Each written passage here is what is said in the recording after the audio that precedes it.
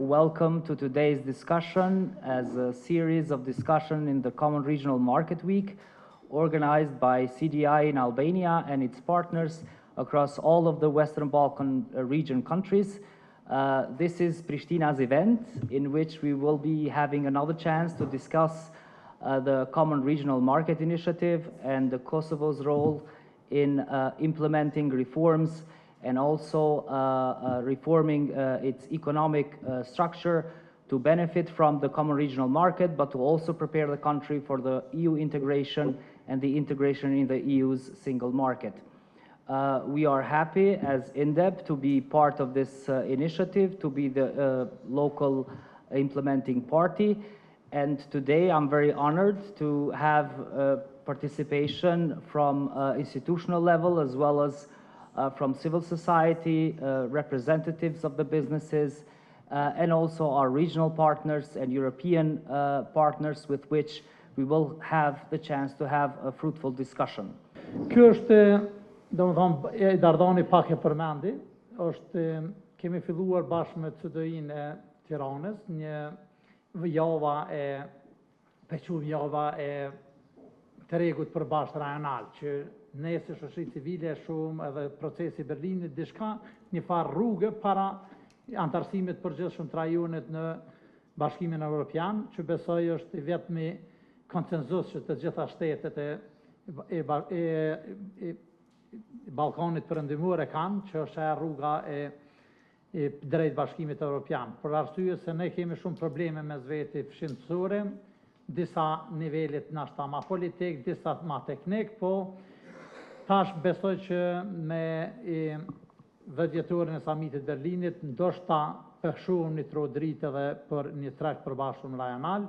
I kemi këtu pengesat që është para 3 vjeteve që nënshkruat 2 vjete kjo marrëveshja në Berlin mes liderëve për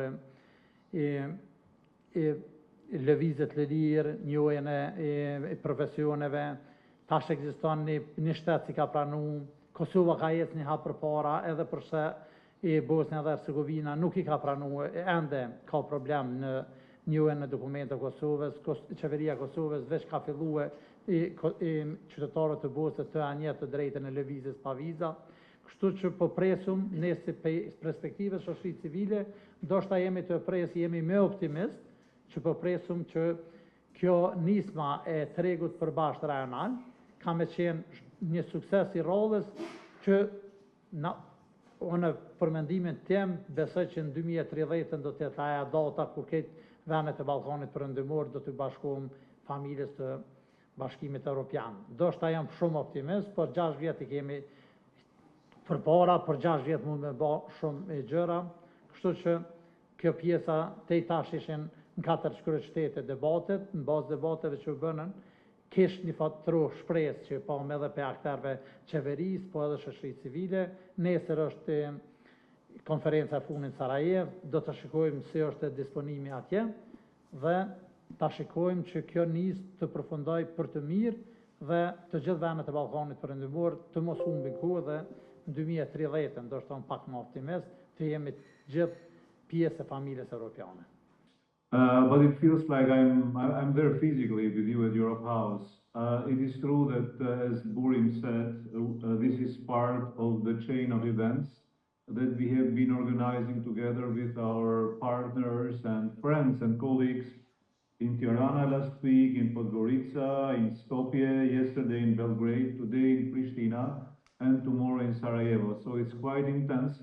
It has demanded a lot of coordination and last-minute arrangements, but we are flowing forward, and I take this opportunity to share our special thanks. And when I say our special thanks, it means not only our CDIs, but also of our partners, in this case INDEP, to 2 specific persons that have been with us during at least until now, which is Valeska Esh from Berlin and Olivera Tseni-Bardichi from CEFTA. Well, yesterday was a colleague of hers. Thank you very much for being with us for a whole week. We appreciate it very, very much.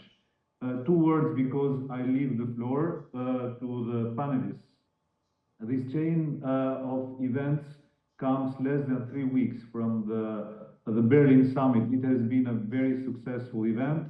I believe it has been over the expectancies, and I'm very happy that Mr. Zulfa is here because it shows the commitment and the political will and support it has from the countries of the Western Balkans to this whole endeavor. It also comes after the approval of the reform list for the growth plan, and this is also great because it shows progress not only towards regional cooperation but also towards the efforts that each of our countries is doing to full membership.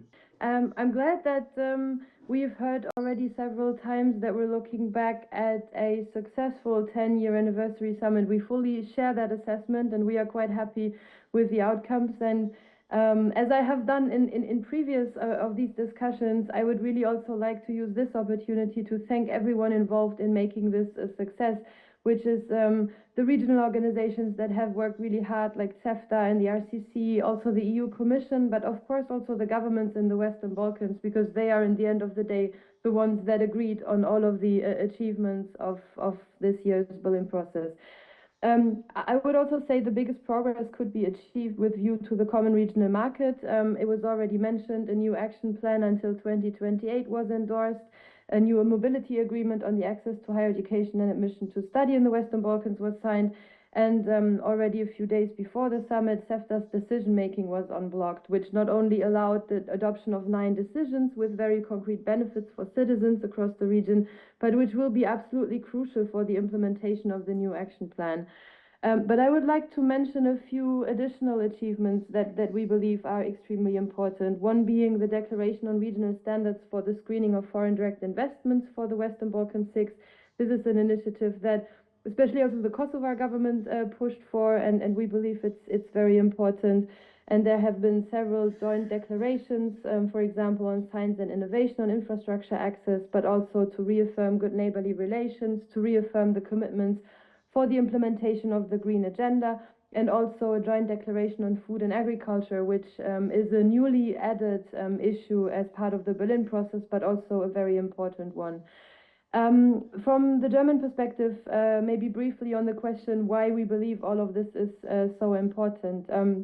You all know that the German government wants to see all 6 countries of the Western Balkans fully integrated into the European Union as quickly as possible. We celebrated the 10th anniversary of the Berlin process on the October 14th. And when you look back on what has been achieved for 10 years,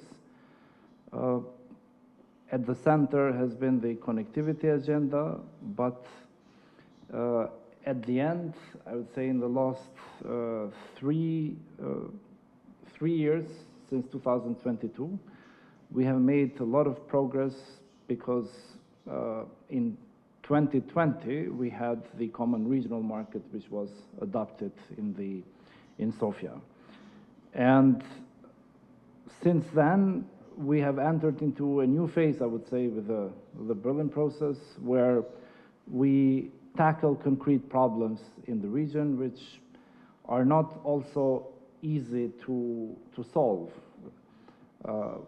So I think that with these practical issues that the Berlin process is solving is also giving something concrete to the citizens, like recognition of diplomas and free movement with ID cards. Or take the issue that we were able to resolve in the Berlin process with the help of the German government, removal of UNMIK from CEFTA, which was there, since 2006. So there are now concrete things that we are doing in the Berlin process. We are not just expanding freedoms and removing barriers for students, academics, and professionals, but we are also solving concrete issues which make the life of the citizens easier. So in that sense, the 10th anniversary was a success, also because we unblocked CEFTA, but also because we were able to endorse, to sign a new agreement on access to higher education. Ms. Valeska mentioned that we have mobility agreements which still need to be ratified, but also others that need still to be implemented. And we are hopeful that we are moving in that direction, that we'll have professionals who will take advantage of the region. It is more beneficial to do trade in a region with 17 million for our businesses and companies rather than 1.8 and, or the statistics 1.6 million. So these are the concrete benefits that we'll have. And taking into account that the common regional market now is directly linked with the EU growth plan, we will have much more incentives to deliver within the region, because for whatever we do, the European Union has made a plan to finance these reforms. So not only that we'll benefit by reforming our economies, by digitalizing our roads, by making it easier to pay and easier to move, but for these incentives that makes our lives better, the European Union is going to give us grants and loans so that we get there faster. And that is because they also want us to integrate gradually with a single European, with a single market. And benefits like SEPA, as was mentioned, is directly linked with also our economy, but the daily lives of the people, because we have a huge diaspora which send remittances here, and